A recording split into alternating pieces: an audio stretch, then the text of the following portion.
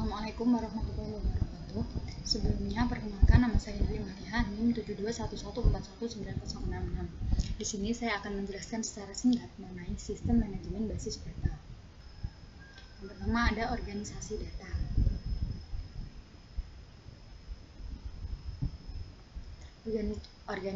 Organisasi data adalah perusahaan membutuhkan sejumlah input dan output yang sangat besar. Oleh karena itu, perusahaan menyimpan data dalam jumlah besar di sistem informasi berbasis komputernya. Hanya karena perusahaan tersebut melakukan begitu banyak transaksi bisnis. Agar dapat menggunakan data dan terhindar dari kekacauan konsep data dipecah dan dikurangi menjadi konsep-konsep yang lebih kecil. Hierarki data. Data bisnis secara tradisional telah diorganisasikan ke dalam suatu hierarki file data yang tergabung untuk membentuk record, dan record yang bergabung untuk membentuk file.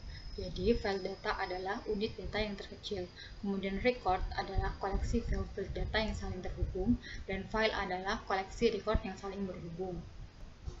Basis data adalah sekumpulan file atau basis data adalah sekumpulan dari seluruh data berbasis komputer sebuah perusahaan, atau dalam arti lebih sempitnya adalah kumpulan data yang berada di bawah kendali piranti lunak sistem manajemen basis data. Yang kedua yaitu ada spreadsheet. Sebagai basis dan spreadsheet digunakan untuk memperkenalkan konsep-konsep data. Konsep tabel merupakan konsep yang penting karena struktur basis data yang paling populer bagi organisasi bisnis. Struktur basis data relasional secara konseptual serupa dengan sekumpulan tabel-tabel yang saling berhubungan. FAT file atau yang biasa dikenal dengan file datar.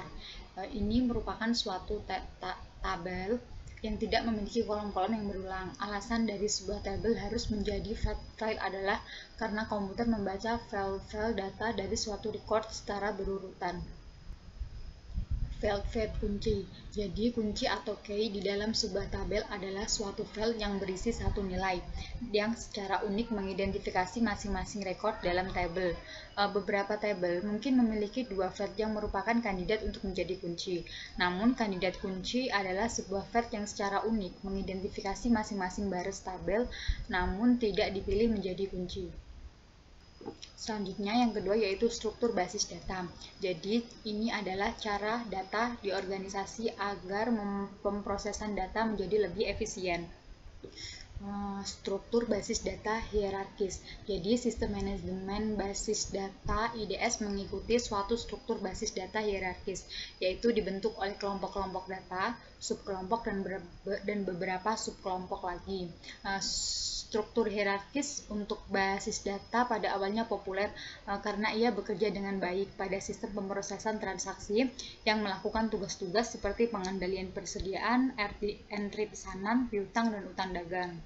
Struktur basis data jaringan. Jadi, struktur basis data jaringan dikembangkan untuk memungkinkan penarikan rekod-rekod tertentu. Struktur jaringan memecahkan permasalahan keharusan untuk menarik balik hingga kembali ke cabang yang menyatukan basis data. Struktur basis data relasional. Jadi, jika struktur hierarkis dan jaringan mengandalkan diri pada relasi fisik di dalam bentuk alamat-alamat penyimpanannya, relasi dalam struktur basis data relasional adalah implisit yang dapat secara tidak langsung berasal dari data. Selanjutnya yaitu contoh basis data relasional.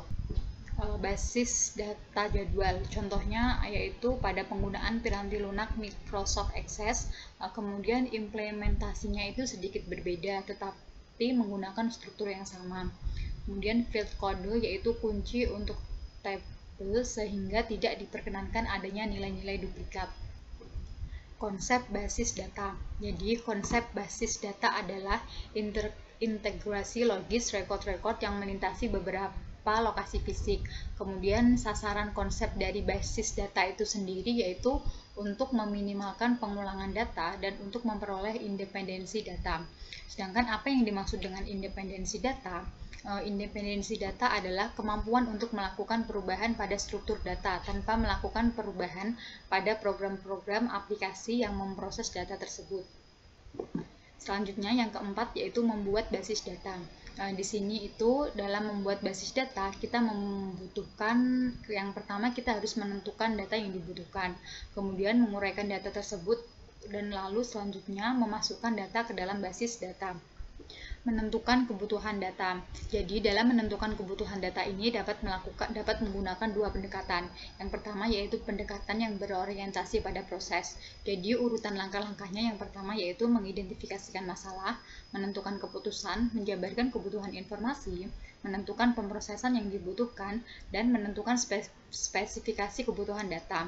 Kemudian pendekatan yang kedua yaitu pendekatan pemodelan perusahaan. Jadi pendekatan ini ialah mengambil keuntungan dari sudut pandang sumber daya perusahaan yang sangat luas. Teknik-teknik pemodelan data. Jadi pemodelan data ini dapat menggunakan dua teknik. Yang pertama ada diagram relasi entitas. Jadi diagram ini itu berhubungan dengan data di dalam entitas dan hubungan antar entitas.